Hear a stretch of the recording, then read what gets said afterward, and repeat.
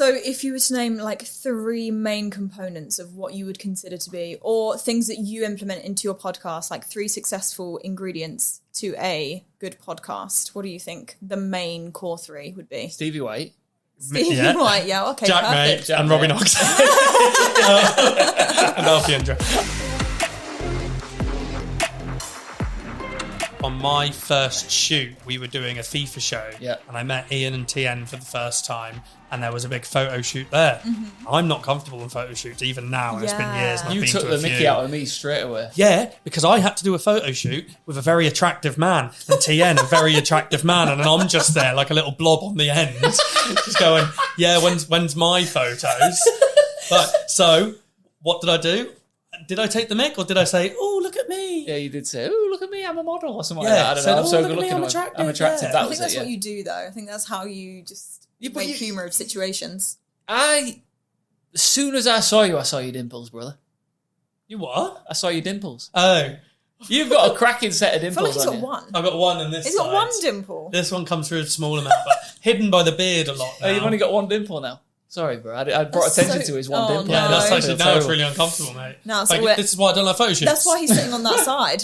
But I've got the dimples on show. It does seem super obvious, though, doesn't it? But I'm sure you found with Happy Hour, right? The more episodes you did, it just became comfort, like you're slipping into a nice warm bath, right? It's just, Yeah. it is. It's what you do now. Yeah, it was really weird for us because, like, Jack already had a relationship with some people that kind of gave us a huge benefit early doors. Like, I think KSI was one of our first guests. Yeah. As he was like our 4th or 5th guest ever. And then so was Ricky Gervais.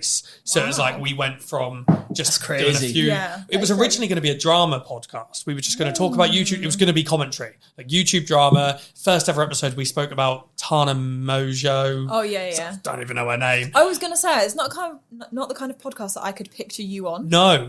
And the whole reason I was asked to do it originally was because I know nothing about YouTube. I still don't watch it now. Yeah. So when they talk about the drama, I was going to be there and ask the questions that the audience might ask who might not necessarily know about the situation. Yeah. And then we did about 3 or 4 episodes of that, and instantly we were going, we just don't care. Like, they can do all the bad stuff they do whenever they do, and it's just, why are we talking about it?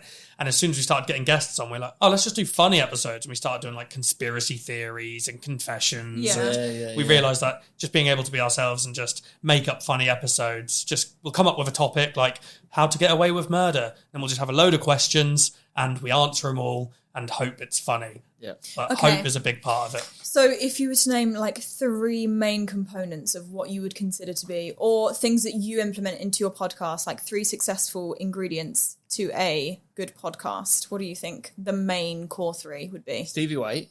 Stevie White, yeah, okay, Jack perfect. Mate and Robbie Knox. And Alfie Andra.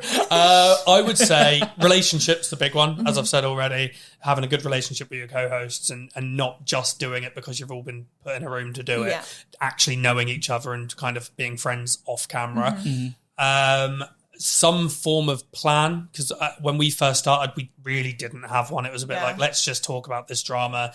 And it wasn't until probably maybe 50 or so episodes in where we started to go, oh, this works. Yeah. And even now, like if something works, like we've done a huge Urban Legends series, which has worked sometimes and sometimes not. But like when it worked the first few times, we're like, let's just keep doing that. Okay. And then we fell into a trap of going, well, that didn't work eventually. So it's just like finding the right thing and not overdoing it. Okay. Third and final thing, consistency. Yeah. I think there's a stat, which is something, I don't know the exact stat, so this is going to be completely wrong, but there's something about if you do over 10 episodes, you're instantly in the top 1% of people who create podcasts. Oh, really? Like, that's not the exact stat, but it's something like that. Something like that, but do you think that's because so many people try and then give up? Yeah, They want because- instant success. And Yeah. instant Exactly, audience, yeah. That's the thing. If this- you don't see views instantly, you are going to go, oh, why are we doing it? Especially, it's not an easy thing to do. As much as people want to go, you just sit in a room and do that. There is a lot of preparing that goes into it, like especially if it's a guest episode as well. Yeah. But there's a lot more that goes into it than sitting down, hitting record and hoping something magic happens. Not anywhere near on your level, but I had a semi-successful podcast several years ago. Oh, go on. Now it's all coming out. Yeah, and it was. I'm not going to say the name of it because I don't want you to go listen to it. But it was basically where I made my ex-girlfriend watch wrestling. Oh, right. Okay. So every episode I would find like a classic wrestling. She'd never seen wrestling before. I'd find like a classic wrestling match from like the 90s or 2000s. Sit, watch it, and you could hear it in the background and it'd be us reacting to it and whatever else. And I did it every week. And the viewership was growing and growing. And I remember one day I got stickers printed for the podcast. And I sent one to China, one to Texas. Like all over the world. It was not nowhere near like high listenership, but the people who listened loved it. Yeah. And like I remember thinking, I've got a formula here that works. Like I know exactly what I'm going to do every single time I sit and press record. I know how it's going to start, what the middle, what the end is. I had a couple of feature games in there as well. And it's like it was the comfort of knowing, okay, this is a format that is actually clicking. Yeah. And I imagine when you find that, obviously, like I keep saying, on a much higher level, that's when you're working with something special, right? Yeah, that's a thing. So we've recently done an idea. So we try to do different things all the time. We have our little series like Confessions where we get our audience to write in confessions, which are definitely not family friendly. We do like all these different kind of segments, but like recently we've done one called Top Tens, which is essentially stolen from a TikTok trend. Okay. So you know where something will flash up on the screen. So say it's movies. It could flash up on the screen as Iron Man, and you have to list where 1 to 10 that is as one of the best movies of all time. So you might go, I like Iron Man, I'll put it interesting. 5th. Yep. And then as it goes, you lose the positions, but you can't move them.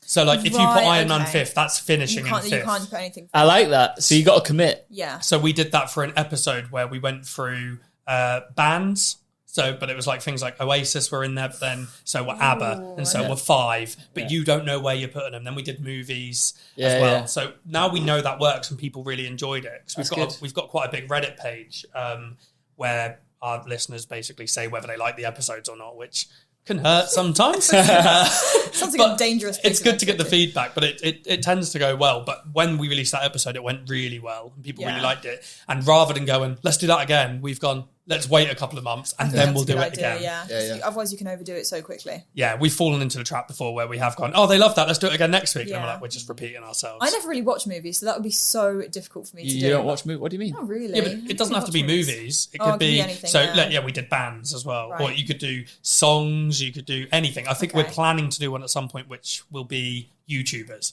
Oh, okay. So like we could end on like it could be really controversial in the sense of like you could have Mr. Beast and go, does he deserve to go number 1 because of who he is and how big he is, or does he go number 4 because it's not content aimed at me? Yeah. Like so then you could accidentally end up putting someone who's maybe not so good on YouTube. You might put Jake Paul above Mr. Beast for whatever reason. You wouldn't. You put him at the bottom, but still. So what we need to do is we need to copy the formula and just do it again. Sounds good. What do you think? When you get your ideas and just siphon them through to us, and then we'll do them like an episode later. Can we I know that one of the main things you've said there is consistency. Yes. Can we all agree we're going to be consistent here? Oh, 100%. Are we doing it? I believe definitely. I believe in you both. Are we in? Bring it in. Am I in this? Yeah, you're in this. Let's go.